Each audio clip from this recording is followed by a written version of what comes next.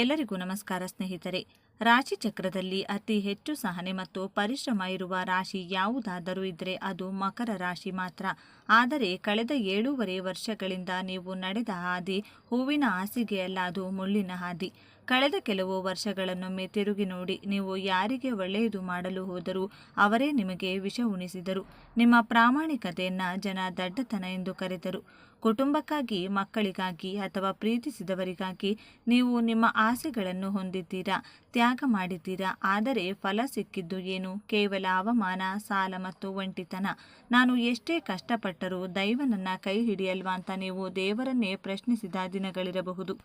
ರಾತ್ರಿ ಹೊತ್ತು ಅತಿ ಹೆಚ್ಚು ಅತ್ತವರು ನೀವೇ ಇರಬಹುದು. ಯಾಕೆಂದ್ರೆ ನಿಮ್ಮ ರಾಶ್ಯಾಧಿಪತಿಯು ಶನಿ ಮತ್ತು ಕಳೆದ 7 ವರ್ಷಗಳಿಂದ ನೀವು 7.5 ಶನಿಯ ಕಪಿಮುಷ್ಟಿಯಲ್ಲಿ ಬೆಂದು ಹೋಗಿದ್ದೀರಿ. ಕೆಲಸ ಹೋಯಿತು, ಬಿಸ್ನೆಸ್ ಲಾಸ್ ಆಯಿತು, ಆರೋಗ್ಯ ಕೈಕೊಡ್ತು. ಆದರೆ ಮಕರ ರಾಶಿಯವರೇ, ಎದೆ ಮುಟ್ಕೊಂಡು ಹೇಳ್ತೇನೆ ಕೇಳಿ, ಕತ್ತಲೆ ಎಷ್ಟೇ ದಟ್ಟವಾಗಿದ್ದರೂ ಸೂರ್ಯ ಹುಟ್ಟೋದನ್ನ ತಡೆಯೋಕೆ ಯಾರಿಂದಲೂ ಸಾಧ್ಯವಿಲ್ಲ. ಹೌದು, ನಿಮ್ಮ ಪಾಲಿಗೆ ಕರ್ಮಫಲ ಸಿಗುವ ವರ್ಷ 7.5. ಶನಿಯು ನಿಮ್ಮನ್ನ ಬಿಟ್ಟು ಹೋಗುವ ಅಂತಿಮ ಹಂತವಿದು. ಶನಿಯ ಮಹಾತ್ಮ ಹೋಗುವಾಗ ಬರಿಗೈಲಿ ಹೋಗಲ್ಲ. ತಾನು ಇಷ್ಟು ವರ್ಷ ಪರೀಕ್ಷಿಸಿದ ಭಕ್ತನಿಗೆ ಸಾಮ್ರಾಜ್ಯವನ್ನ ಕೊಟ್ಟು ಹೋಗ್ತಾನೆ. ನೀವು ಕಳೆದುಕೊಂಡ ಹಣ, ಕಳೆದುಕೊಂಡ ಗೌರವ ಮತ್ತು ನಿಮ್ಮನ್ನು ಬಿಟ್ಟು ಹೋದ ನೆಮ್ಮದಿ ಎಲ್ಲವೂ ಬಡ್ಡಿ ಸಮೇತ ವಾಪಸ್ ಬರುವ ಸಮಯ ಹತ್ತಿರ ಬಂದಿದೆ. ಆದರೆ ಶನಿದೇವನ ಈ ಸಂಪೂರ್ಣ ಕೃಪೆ ನಿಮಗೆ ಸಿಗಬೇಕು ಅಂದರೆ ಮತ್ತು ನೀವು ಅಂದುಕೊಂಡಿದ್ದನ್ನು ಸಾಧಿಸಬೇಕು ಅಂದರೆ ನೀವು ಜ್ಯೋತಿಷ್ಯ ಶಾಸ್ತ್ರದ ಈ 5 ಕಠಿಣ ರಹಸ್ಯಗಳನ್ನು ಪಾಲಿಸಲೇಬೇಕು. ಇದು ಕೇವಲ ಮಾಹಿತಿಯಲ್ಲ, ಇದು ನಿಮ್ಮ ಬದುಕನ್ನು ಬದಲಿಸುವ ಸಂವಿಧಾನ. ದಯವಿಟ್ಟು ವಿಡಿಯೋವನ್ನು ಸ್ಕಿಪ್ ಮಾಡಬೇಡಿ, ಯಾಕಂದರೆ ಇಲ್ಲಿವರೆಗೂ ಒಂದು ಸೂತ್ರ ನಿಮ್ಮ ಜೀವನದ ದಿಕ್ಕನ್ನೇ ಬದಲಿಸಬಹುದು. ಮುಂದೆ ಹೋಗೋದಕ್ಕೂ ಮುನ್ನ ಒಂದು ಸಣ್ಣ ವಿನಂತಿ. ಜ್ಞಾನ ಮತ್ತು ಪರಿಹಾರಗಳನ್ನು ಹಂಚುವ ಈ ಪುಣ್ಯದ ಕೆಲಸಕ್ಕೆ ನಿಮ್ಮದೊಂದು ಬೆಂಬಲ ಬೇಕು. ದಯವಿಟ್ಟು ಈಗಲೇ ನಮ್ಮ ಚಾನೆಲ್ಗೆ ಸಬ್ಸ್ಕ್ರೈಬ್ ಮಾಡಿ ಮತ್ತು ಬೆಲ್ ಐಕಾನ್ ಅನ್ನು ಒತ್ತಿ. ಇದರಿಂದ ನಿಮ್ಮ ಮುಂದಿನ ದೈವಿಕ ರಹಸ್ಯಗಳು ನಿಮಗೆ ತಪ್ಪದೇ ಸಿಗುತ್ತವೆ. ಎಲ್ಲರೂ ಭಕ್ತಿಯಿಂದ ಓಂ ಶ್ರೀ ಶನೇಶ್ವರ ನಮಃ ಅಂತ ಕಮೆಂಟ್ ಮಾಡಿ. ಸ್ನೇಹಿತರೆ, ಮಕರ ರಾಶಿಯವರು ರಾಜಯೋಗ ಅನುಭವಿಸುವ ಸಮಯ ಈಗ. ಆದರೆ ಅದಕ್ಕೆ ಶನಿ ಹಾಕುವ ಷರತ್ತುಗಳೇನು? ಬನ್ನಿ, ನಿಮ್ಮ ದುರದೃಷ್ಟವನ್ನ ಸುಟ್ಟು ಬೂದಿ ಮಾಡುವ 5 ರಹಸ್ಯಗಳು ಯಾವುವು ಅಂತ ನೋಡೋಣ. ಮೊದಲನೇ ಮಹಾರಹಸ್ಯ. ಮಕರ ರಾಶಿಯವರಿಗೆ ಶನಿದೇವನು ರಾಶ್ಯಾಧಿಪತಿ. ಶನಿಯು ಕುಂಭ ರಾಶಿಯಿಂದ ಮೀನ ರಾಶಿಗೆ ಕಡೆಗೆ ಪ್ರಯಾಣ ಬೆಳೆಸುವ ಸಿದ್ಧತೆಯಲ್ಲಿರುತ್ತಾನೆ. ಈ ಸಮಯದಲ್ಲಿ ನೀವು ಮಾಡಬೇಕಾದ ಅತ್ಯಂತ ಶಕ್ತಿಶಾಲಿ ಕೆಲಸವೆಂದರೆ ಶಮಿ ವೃಕ್ಷದ ಪೂಜೆ, ಅಂದರೆ ಬನ್ನಿ ಮರದ ಪೂಜೆ. ಪುರಾಣಗಳಲ್ಲಿ ಪಾಂಡವರು ಅಜ್ಞಾತವಾಸ ಮುಗಿಸುವಾಗ ತಮ್ಮ ಆಯುಧಗಳನ್ನು ಬನ್ನಿ ಮರದಲ್ಲಿ ಬಚ್ಚಿಟ್ಟಿದ್ದರು. ಹಾಗೆಯೇ ನಿಮ್ಮ ಅಜ್ಞಾತವಾಸ ಈಗ ಮುಗಿಯುತ್ತಿದೆ. ಪ್ರತಿ ಶನಿವಾರ ಸಂಜೆ ಬನ್ನಿ ಮರದ ಬುಡದಲ್ಲಿ ಸಾಸಿವೆ ಎಣ್ಣೆಯ ದೀಪ ಹಚ್ಚಿ. ಸಾಧ್ಯವಾದರೆ ಬನ್ನಿ ಮರದ ಎಲೆಗಳನ್ನು ಶಿವನ ದೇವಸ್ಥಾನಕ್ಕೆ ಹೋಗಿ ಶಿವಲಿಂಗಕ್ಕೆ ಅರ್ಪಿಸಿ ಓಂ ನಮಃ ಶಿವಾಯ ಎಂದು 108 ಬಾರಿ ಜಪಿಸಿ. ನೆನಪಿಡಿ, ಶನಿದೇವನು ಶಿವನ ಪರಮ ಭಕ್ತ. ಯಾರು ಶಿವನಿಗೆ ಬನ್ನಿ ಎಲೆ ಅರ್ಪಿಸುತ್ತಾರೋ ಅವರನ್ನ ಶನಿದೇವನು ಕಣ್ರೆಪ್ಪೆಯಂತೆ ಕಾಪಾಡುತ್ತಾನೆ. ಇದು ನಿಮ್ಮ ಸಾಲದ ಬಾಧೆಯನ್ನು ಮತ್ತು ಕೋರ್ಟು ಕಚೇರಿ ಅಲೆದಾಟವನ್ನು ಸಂಪೂರ್ಣವಾಗಿ ನಿಲ್ಲಿಸುತ್ತದೆ. ಎರಡನೇ ರಹಸ್ಯ. ಮಕರ ರಾಶಿಯವರು ಹುಟ್ಟಿರೋದೇ ಕೆಲಸ ಮಾಡೋದಕ್ಕೆ. ನೀವು ಕರ್ಮಯೋಗಿಗಳು. ಆದರೆ ನೀವು ಎಚ್ಚರದಿಂದಿರಬೇಕಾದ ವಿಷಯವೆಂದರೆ ಕೇಳ ಹಂತದ ಸಾಹುಕಾರರ ಜೊತೆಗಿನ ನಡವಳಿಕೆ. ಶನಿದೇವನು ಶ್ರಮಜೀವಿಗಳ ಪ್ರತಿನಿಧಿ. ನಿಮ್ಮ ಮನೆಯಲ್ಲಿ ಕೆಲಸ ಮಾಡುವವರು, ನಿಮ್ಮ ಆಫೀಸ್ನ ಪ್ಯೂನ್ಗಳು ಅಥವಾ ರಸ್ತೆಯಲ್ಲಿ ಕಸಗುಡಿಸುವ ಪೌರ ಕಾರ್ಮಿಕರು, ಇವರನ್ನ ದಯವಿಟ್ಟು ಕೀಳಾಗಿ ಕಾಣಬೇಡಿ. ನೀವು ಇವರಿಗೆ ಒಂದು ಹೊತ್ತಿನ ಊಟವನ್ನು ಅಥವಾ ಬಟ್ಟೆಯನ್ನು ದಾನವಾಗಿ ನೀಡಿದರೆ ಅದು ಸಾಕ್ಷಾತ್ ಶನಿಗೆ ತಲುಪುತ್ತದೆ. ನಿಮ್ಮ ಕೈಕೆಳಗೆ ಕೆಲಸ ಮಾಡುವವರಿಗೆ ನೀವು ಎಷ್ಟು ಗೌರವ ಕೊಡುತ್ತೀರೋ ಅಷ್ಟು ವೇಗವಾಗಿ ನೀವು ಏಳಿಗೆ ಹೊಂದುತ್ತೀರಿ. ನೀವು ನೀಡುವಂತಹ ರೂಪಾಯಿ ದಾನ ನಿಮ್ಮ ಆಸ್ಪತ್ರೆಯ ₹1,00,000 ಖರ್ಚನ್ನು ತಪ್ಪಿಸುತ್ತದೆ. ಅಂದರೆ ನೀವು ಇದನ್ನು ನಂಬಲೇಬೇಕು. ಮೂರನೆಯದಾಗಿ, ಮಕರ ರಾಶಿಯವರ ಅದೃಷ್ಟದ ಬಣ್ಣ ಕಪ್ಪು ಮತ್ತು ನೀಲಿ.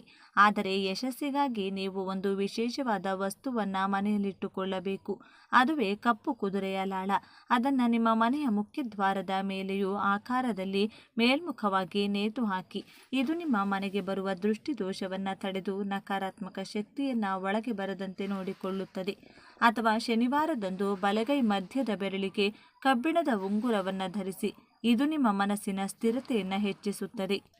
ಮಕರ ರಾಶಿಯವರು ತೀರಾ ಭಾವುಕರು. ಸಣ್ಣ ವಿಷಯಕ್ಕೂ ಕುಗ್ಗಿ ಹೋಗ್ತೀರಾ. ಈ ಉಂಗುರ ನಿಮ್ಮ ಮನಸ್ಸಿನ ಕಲ್ಲಿನಂತಹ ಧೈರ್ಯವನ್ನು ನೀಡುತ್ತದೆ. 4ನೇ ರಹಸ್ಯ, ನಿಮ್ಮ ಆರೋಗ್ಯದ ಕಡೆಗೆ ಸ್ವಲ್ಪ ಗಮನಿಸಬೇಕು. ವಿಶೇಷವಾಗಿ ಮೊಣಕಾಲು ಮತ್ತು ಮೂಳೆಗಳಿಗೆ ಸಂಬಂಧಿಸಿದ ಸಮಸ್ಯೆಗಳು ಬಂದು ಹೋಗಬಹುದು. ಇದಕ್ಕೆ ರಾಮಬಾಣ ಎಂದರೆ ದಶರಥ ಕೃತ ಶನಿ ಸ್ತೋತ್ರ. ಪ್ರತಿ ಶನಿವಾರ ಸಂಜೆ ಮನೆಯಲ್ಲಿ ದೀಪ ಹಚ್ಚಿ ದಶರಥ ಮಹಾರಾಜನು ಶನಿಯನ್ನು ಒಲಿಸಿಕೊಳ್ಳಲು ಹಾಡಿದ ಈ ಸ್ತೋತ್ರವನ್ನು ಕೇಳಿ ಅಥವಾ ಪಠಿಸಿ. ಯಾರು ಈ ಸ್ತೋತ್ರವನ್ನು ಭಕ್ತಿಯಿಂದ ಕೇಳ್ತಾರೋ ಅಂಥವರ ಶರೀರವನ್ನು ಯಾವ ರೋಗವೂ ಬಾಧಿಸುವುದಿಲ್ಲ ಎಂದು ಸ್ವತಃ ಶನಿಯೇ ವರ ನೀಡಿದ್ದಾನೆ. ನಿಮ್ಮ ಔಷಧಿ ಖರ್ಚು ಕಡಿಮೆಯಾಗಬೇಕು ಅಂದರೆ ಈ ಸ್ತೋತ್ರವನ್ನು ನಿಮ್ಮ ಜೀವನದ ಭಾಗ ಮಾಡಿಕೊಳ್ಳಿ. 5ನೇ ಮತ್ತು ಅಂತಿಮ ರಹಸ್ಯ, ಸ್ನೇಹಿತರೆ, ಮಕರ ರಾಶಿಯವರ ದೊಡ್ಡ ಶತ್ರುವೇ ಅತಿಯಾದ ಯೋಚನೆ. ನಡೆದದ್ದನ್ನೇ ನೆನೆಸಿಕೊಂಡು ಕೊರಗುವುದು ನಿಮ್ಮ ಸ್ವಭಾವ. ನೀವು ಗೆಲ್ಲಲೇಬೇಕು ಅಂದರೆ ನಿನ್ನೆಗಳ ಬಗ್ಗೆ ಯೋಚಿಸುವುದನ್ನು ಬಿಟ್ಟು ನಾಳೆಗಳ ಬಗ್ಗೆ ಕೆಲಸ ಮಾಡಿ. ಶನಿವಾರದಂದು ಯಾರ ಹತ್ತಿರವೂ ಸುಳ್ಳು ಹೇಳಬೇಡಿ, ಮೋಸ ಮಾಡಬೇಡಿ ಮತ್ತು ಮುಖ್ಯವಾಗಿ ಶನಿವಾರದಂದು ಎಣ್ಣೆ ಸ್ನಾನ ಮಾಡಿ. ಕಾಗೆಗಳಿಗೆ ಅನ್ನವನ್ನು ಇಡಿ. ಕಾಗೆಯು ನಿಮ್ಮ ಪೂರ್ವಜರ ಸ್ವರೂಪ ಎಂದು ನಂಬಲಾಗುತ್ತದೆ. ಕಾಗೆ ಹಾಗೆ ಬಂದು ನೀವು ಇಟ್ಟ ಅನ್ನವನ್ನು ಮುಟ್ಟಿದರೆ ನಿಮ್ಮ ಪಿತೃಗಳ ಆಶೀರ್ವಾದ ನಿಮಗೆ ಸಿಕ್ಕಂತೆ. ಪಿತೃಗಳ ಆಶೀರ್ವಾದ ಇದ್ದರೆ ಎಂಥದ್ದೇ ಶಾಪವಿದ್ದರೂ ಅದು ನಿಮ್ಮನ್ನು ಮುಟ್ಟುವುದಿಲ್ಲ. ನೀವು ಮಣ್ಣು ಮುಟ್ಟಿದರೂ ಚಿನ್ನವಾಗುವ ಯೋಗ ಬರಬೇಕಂದ್ರೆ ಕಾಗೆಗಳಿಗೆ ಮತ್ತು ಮೂಕ ಪ್ರಾಣಿಗಳಿಗೆ ಆಹಾರ ನೀಡುವುದನ್ನು ಮರೆಯಬೇಡಿ. ಮಕರ ರಾಶಿಯವರೇ, ಎದ್ದೇಳಿ, ನಿಮಗಾಗಿ ಕಾಯುತ್ತಿದೆ. ನಿಮ್ಮ ಸೋಲುಗಳೇ ನಿಮ್ಮ ಗೆಲುವಿನ ಮೆಟ್ಟಿಲುಗಳು. ಇಷ್ಟು ದಿನ ಜನರು ನಿಮ್ಮನ್ನು ಆಡಿಕೊಂಡಿರಬಹುದು, ಇವನ ಕತೆ ಮುಗೀತು ಎಂದು ಟೀಕಿಸಿರಬಹುದು. ಆದರೆ ಈಗ ಆಟ ಬದಲಾಗುವ ಸಮಯ. ಶನಿ ಮಹಾತ್ಮ ನಿಮ್ಮನ್ನು ಬೂದಿಯಿಂದ ಎಬ್ಬಿಸಿ ಚಿನ್ನದಂತೆ ಹೊಳೆಯುವಂತೆ ಮಾಡಲಿದ್ದಾನೆ. ಇನ್ನು ಈ ಮಕರ ರಾಶಿಯವರನ್ನು ಯಾರೂ ಸಹ ಈಸಿಯಾಗಿ ಮೋಸ ಮಾಡೋಕ್ಕಾಗಲ್ಲ. ಇದೇ ತಾನೇ ದೇವರು ಕೊಡಬೇಕಾಗಿರುವ ಮೇನ್ ವರಗಳು. ಯಾವುವೆಂದರೆ, ಇವರು ಯಾರೊಬ್ಬರನ್ನೂ ಸಹ ಈಸಿಯಾಗಿ ನಂಬುವುದಿಲ್ಲ. ಹಾಗೆಯೇ ಯಾರ ಬಗ್ಗೆ ಏನೇ ವಿಚಾರವಿರಲಿ ಅದನ್ನು ಅವರು ಸಾಧ್ಯವಾದಷ್ಟು ಬೇಗ ತಿಳ್ಕೊಂಡ್ಬಿಡ್ತಾರೆ. ಯಾರೇ ಆಗಲಿ, ಸ್ನೇಹಿತರೇ ಆಗಲಿ, ಶತ್ರುಗಳೇ ಆಗಲಿ, ಅವರಿಗೆ ಏನಾಗಬೇಕು ಅನ್ನೋದನ್ನು ಇವರು ಈಸಿಯಾಗಿ ತಿಳ್ಕೊಳ್ಳೋದ್ರಿಂದ, ಈಸಿಯಾಗಿ ಅವರನ್ನು ಅರ್ಥ ಮಾಡಿಕೊಳ್ಳೋದ್ರಿಂದ ಅಂತಹ ವ್ಯಕ್ತಿಗಳು ಮಕರ ರಾಶಿಯವರಿಗೆ ಯಾರೂ ಸಹ ಈಸಿಯಾಗಿ ಮೋಸ ಮಾಡಲು ಆಗುವುದಿಲ್ಲ. ಆದರೆ ಇವರ ಬೆನ್ನಿಗೆ ಚೂರಿ ಹಾಕುವಂಥವರೇ ಜಾಸ್ತಿ ಇರ್ತಾರೆ. ಇವರಿಗೆ ಮೋಸ ಮಾಡಬೇಕೆಂದೇ ಕಾಯುತ್ತಾ ಕುಳಿತಿರುತ್ತಾರೆ. ಅಂದರೆ ಹಿತಶತ್ರುಗಳು ಇವರ ಜೊತೆನೇ ಇರ್ತಾರೆ. ಇವರಿಗೆ ಬೇರೆಯವರು ಯಾರೂ ಸಹ ಮೋಸ ಮಾಡೋಕೆ ಆಗಲ್ಲ. ಹಾಗಾಗಿ ಇವರ ಜೊತೆಯಲ್ಲಿರುವವರೇ ಇವರಿಗೆ ಮೋಸ ಮಾಡೋದು ತುಂಬ ಇರುತ್ತದೆ. ಈ ಮಕರ ರಾಶಿಯವರಿಗೆ ಬೆನ್ನಿಗೆ ಚೂರಿ ಹಾಕುವವರೇ ಜಾಸ್ತಿ. ಇನ್ನು ನಂಬಿಕೆ ದ್ರೋಹ ಮಾಡೋದು ಸಹ ಜಾಸ್ತಿ. ಇವರಿಗೆ ಈಸಿಯಾಗಿ ಮೋಸ ಮಾಡೋದಕ್ಕಾಗಲ್ವಲ್ಲ, ಅದಕ್ಕಾಗಿಯೇ ಇವರನ್ನು ಜಾಸ್ತಿ ನಂಬಿಸಿ ಬಿಡೋದು, ಜಾಸ್ತಿ ಫ್ರೆಂಡ್ಸ್ ಆಗಿಬಿಡೋದು, ಜಾಸ್ತಿ ಕ್ಲೋಸ್ ಆಗಿಬಿಡೋದು, ಈ ಥರ ಕ್ಲೋಸ್ ಆಗಿಬಿಟ್ಟು ಅವರಿಗೆ ನಂಬಿಕೆ ದ್ರೋಹ ಮಾಡಿಬಿಡೋದು ಅಂತ ಹೇಳ್ತಾರಲ್ಲ, ಆ ರೀತಿ ನಂಬಿಕೆ ದ್ರೋಹವನ್ನು ಮಾಡ್ತಾರೆ. ಈ ಮಕರ ರಾಶಿಯವರಿಗೆ ಜೊತೆಯಲ್ಲಿರುವಂಥ ಸ್ನೇಹಿತರಾಗಲಿ ಅಥವಾ ಸಂಬಂಧಿಕರಾಗಲಿ ಮಕರ ರಾಶಿಯವರು ತುಂಬಾ ಎಚ್ಚರಿಕೆಯಿಂದ ಇರೋದು ಈ ವಿಷಯದಲ್ಲಿ ಮುಖ್ಯವಾಗಿರುತ್ತದೆ. ಇನ್ನು ಈ ಮಕರ ರಾಶಿಯವರಿಗೆ ಸಾಮರ್ಥ್ಯ ಅನ್ನೋದು ತುಂಬ ಜಾಸ್ತಿ ಇರುತ್ತದೆ. ಈ ರಾಶಿಯವರಿಗೆ ಸಾಮರ್ಥ್ಯ ಅನ್ನುವುದು ಹೇಗಿರುತ್ತೆ ಎಂದು ಹೇಳೋದಾದರೆ, ಇವರಿಗೆ ಗಟ್ಟಿತನ ಅನ್ನೋದಿರುತ್ತದೆ. ಇವರಿಗೆ ಎಷ್ಟೇ ಕಠಿಣವಾದ ಕೆಲಸ ಕೊಡಿ, ಇವರು ಪಟಾಪಟ್ಟಂತ ಮಾಡಿ ಮುಗಿಸುತ್ತಾರೆ. ಆ ಕೆಲಸ ಎಷ್ಟೇ ಕಷ್ಟವಾದರೂ ಸಹ ಆ ಕೆಲಸವನ್ನು ಚಿಟಿಕೆ ಹೊಡೆದಷ್ಟು ಸುಲಭವಾಗಿ ಮಾಡಿ ಮುಗಿಸ್ತೀನಿ ಅನ್ನೋದನ್ನು ಈ ರಾಶಿಯವರು ತಿಳ್ಕೊಂಡ್ಬಿಟ್ಟಿರುತ್ತಾರೆ. ಹಾಗಾಗಿ ಮಕರ ರಾಶಿಯವರಿಗೆ ಸಾಮರ್ಥ್ಯ ಅನ್ನೋದು ಅತಿಯಾಗಿರುತ್ತದೆ. ಅತಿಯಾದ ಟ್ಯಾಲೆಂಟ್ ಅನ್ನೋದು ಈ ರಾಶಿಯವರಿಗೆ ಸ್ವಲ್ಪ ಜಾಸ್ತಿ ಇರುತ್ತದೆ. ಲೋಕಜ್ಞಾನ ಜಾಸ್ತಿ ಇರೋದ್ರಿಂದ ಟ್ಯಾಲೆಂಟ್ ಕೂಡ ಜಾಸ್ತಿನೇ ಇರುತ್ತದೆ. ಮಕರ ರಾಶಿಯವರು ಏನೇ ಒಂದು ಕಲೆ ಇದ್ದರೂ ಸಹ ಅದನ್ನು ಅಚ್ಚುಕಟ್ಟಾಗಿ ಮಾಡ್ತಾರೆ. ಅಂತಹ ಟ್ಯಾಲೆಂಟ್ ವ್ಯಕ್ತಿಗಳಾಗಿರುತ್ತಾರೆ. ಈ ಮಕರ ರಾಶಿಯವರು ಇನ್ನು ಯಾವುದೇ ಒಂದು ಅವಕಾಶ ಸಿಕ್ಕಿದರೂ ಸಹ ಅವರು ಸದುಪಯೋಗ ಪಡಿಸಿಕೊಳ್ತಾರೆ. ಮೊದಲೇ ಹೇಳಿದ ಹಾಗೆ ಇವರು ಬೆರಳನ್ನು ತೋರಿಸಿದರೆ ಹಸ್ತಾನೆ ನುಂಗಿಬಿಡುತ್ತಾರೆ. ಹಾಗಾಗಿ ಏನೇ ಟ್ಯಾಲೆಂಟ್ ಇದ್ದರೂ ಸಹ ಅಥವಾ ಏನೇ ಅವಕಾಶಗಳು ಸಿಕ್ಕಿದ್ರೂ ಸಹ ಅದನ್ನು ಯೂಸ್ ಮಾಡ್ಕೋತಾರೆ. ಆದ್ದರಿಂದ ನಾನು ಯಾವ ರೀತಿ ಶಾರ್ಟ್ಕಟ್ಟಲ್ಲಿ ಹಣ ಸಂಪಾದನೆ ಮಾಡಬೇಕು ಅನ್ನೋದನ್ನು ಸಹ ಈ ರಾಶಿಯವರು ತಿಳಿದುಕೊಂಡಿರುತ್ತಾರೆ ಎಂದೇ ಹೇಳ್ಬೋದು. ಮೇಲೆ ಹೇಳಿದ ಈ 5 ರಹಸ್ಯಗಳನ್ನು ಶ್ರದ್ಧೆಯಿಂದ ಪಾಲಿಸಿ ಧರ್ಮದ ದಾರಿಯಲ್ಲಿ ನಡೆಯಿರಿ. ನಿಮ್ಮ ಪ್ರಾಮಾಣಿಕ ಪ್ರಯತ್ನಕ್ಕೆ ಆ ಭಗವಂತನ ಆಶೀರ್ವಾದ ಖಂಡಿತ ಸಿಗುತ್ತದೆ. ನಿಮ್ಮ ಕಷ್ಟಗಳು ಕರಗಲಿ, ನಿಮ್ಮ ಮನೆಯಲ್ಲಿ ನಗು ತುಂಬಲಿ.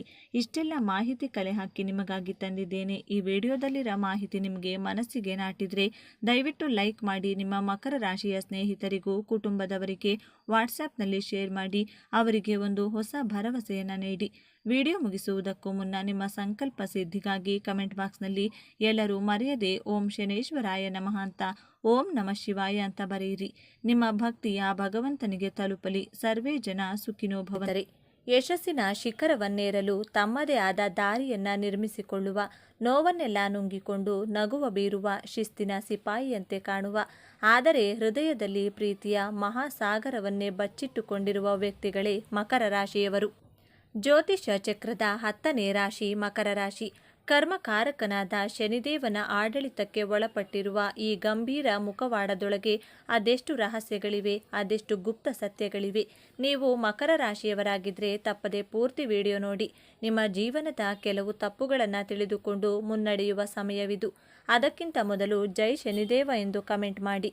ಸ್ನೇಹಿತರೆ, ರಾಶಿಚಕ್ರದಲ್ಲಿ ಅತ್ಯಂತ ಶಿಸ್ತುಬದ್ಧ, ಜವಾಬ್ದಾರಿಯುತ ಮತ್ತು ಮಹತ್ವಾಕಾಂಕ್ಷೆಯ ರಾಶಿಯಾದ ಮಕರ ರಾಶಿಯ ಬಗ್ಗೆ ಇಂದು ನಾವು ಸಂಪೂರ್ಣವಾಗಿ ತಿಳಿದುಕೊಳ್ಳೋಣ. ಮಕರ ರಾಶಿ ಎಂದರೆ ಕಷ್ಟದ ಜೀವನ ಎಂದು ತುಂಬ ಜನ ಭಾವಿಸಿದ್ದಾರೆ. ಶನಿಯ ಆಳ್ವಿಕೆಯಲ್ಲಿರುವ ಈ ರಾಶಿಯು ಸದಾ ಕಷ್ಟಗಳನ್ನು ಎದುರಿಸಬಹುದು. ಆದರೆ ಮಕರ ರಾಶಿಯ ಚಿಹ್ನೆ ಪರ್ವತವನ್ನು ಏರುವ ಮೇಕೆ. ಇದು ಕೇವಲ ಒಂದು ಚಿಹ್ನೆಯಲ್ಲ, ಮಕರ ರಾಶಿಯವರ ಜೀವನ ಮತ್ತು ವ್ಯಕ್ತಿತ್ವದ ಸಂಪೂರ್ಣ ಪ್ರತಿಬಿಂಬ. ಮೇಕೆಯಂತೆ ಅವರು ನಿಧಾನವಾಗಿ ಆದರೆ ಸ್ಥಿರವಾಗಿ ತಮ್ಮ ಗುರಿಯತ್ತ ಸಾಗುತ್ತಾರೆ. ಇವರ ಜೀವನದಲ್ಲಿ ಆತುರಕ್ಕೆ, ಆಡಂಬರಕ್ಕೆ ಜಾಗವಿಲ್ಲ. ಇವರ ನಡಿಗೆಯಲ್ಲಿ, ಮಾತಿನಲ್ಲಿ ಒಂದು ರೀತಿಯ ಗಾಂಭೀರ್ಯ ಮತ್ತು ಅಳತೆ ಇರುತ್ತದೆ. ಇವರು ಗುಂಪಿನಲ್ಲಿ ಪ್ರದರ್ಶನ ತೋರಲು ಇಷ್ಟಪಡುವುದಿಲ್ಲ.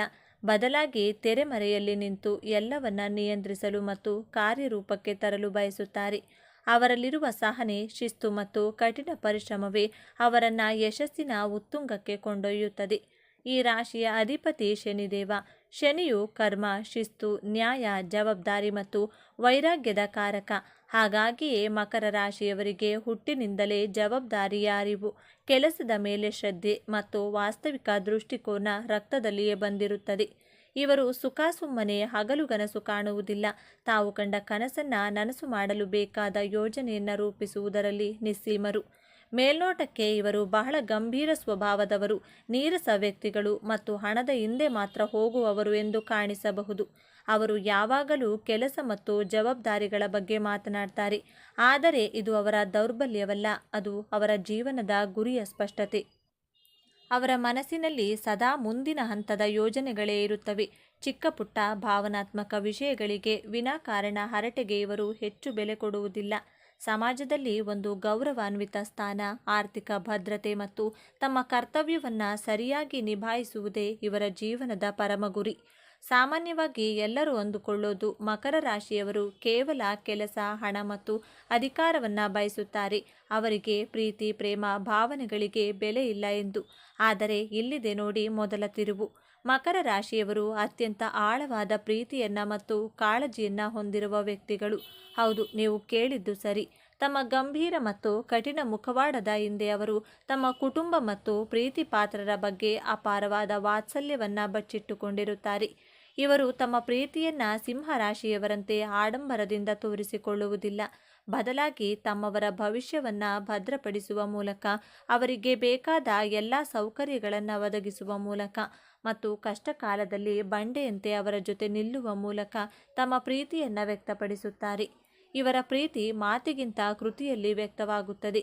ಮಕರ ರಾಶಿಯವರು ಅತ್ಯುತ್ತಮ ಮತ್ತು ನಂಬಿಕಸ್ಥ ಸ್ನೇಹಿತರು. ಇವರು ಸುಲಭವಾಗಿ ಎಲ್ಲವನ್ನೂ ಸ್ನೇಹಿತರನ್ನಾಗಿ ಮಾಡಿಕೊಳ್ಳುವುದಿಲ್ಲ. ಆದರೆ ಒಮ್ಮೆ ಸ್ನೇಹಿತರಾದರೆ ಜೀವನ ಪರ್ಯಂತ ಆ ಸ್ನೇಹವನ್ನು ಉಳಿಸಿಕೊಳ್ತಾರೆ.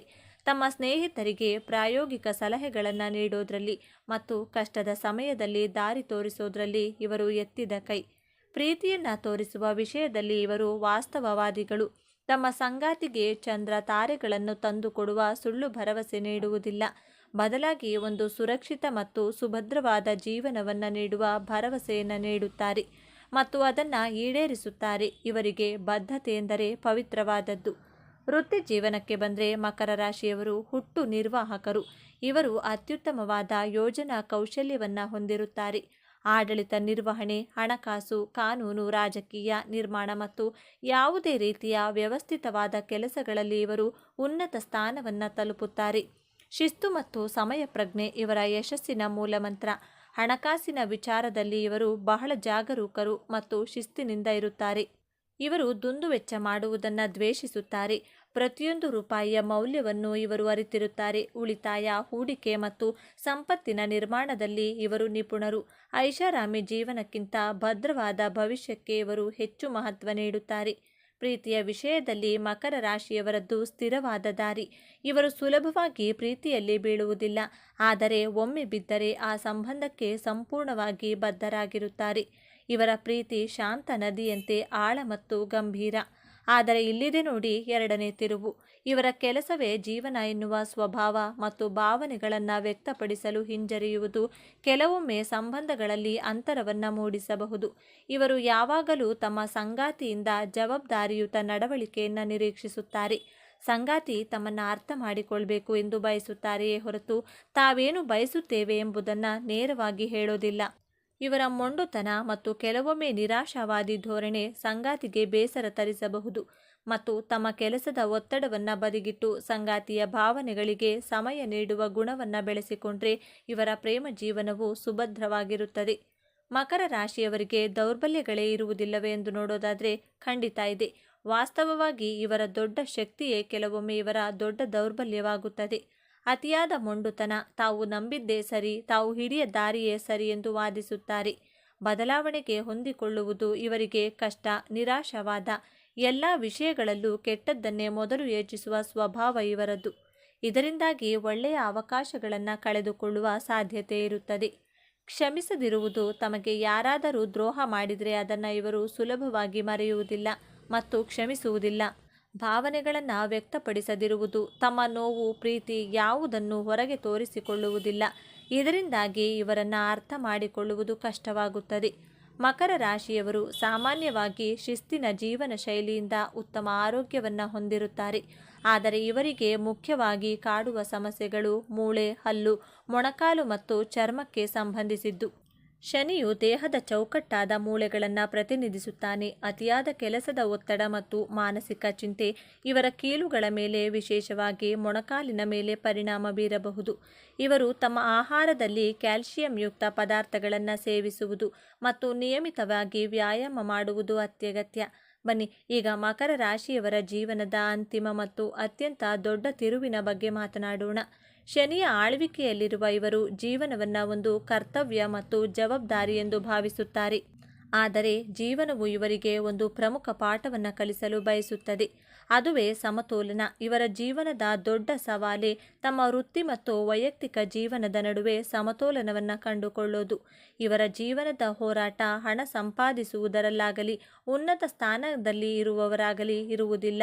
ಬದಲಾಗಿ ತಮ್ಮೊಳಗಿನ ಭಾವನೆಗಳನ್ನು ಅರ್ಥ ಮಾಡಿಕೊಂಡು ಅದನ್ನು ತಮ್ಮ ಪ್ರೀತಿ ಪಾತ್ರರೊಂದಿಗೆ ಹಂಚಿಕೊಳ್ಳೋದ್ರಲ್ಲಿರುತ್ತದೆ.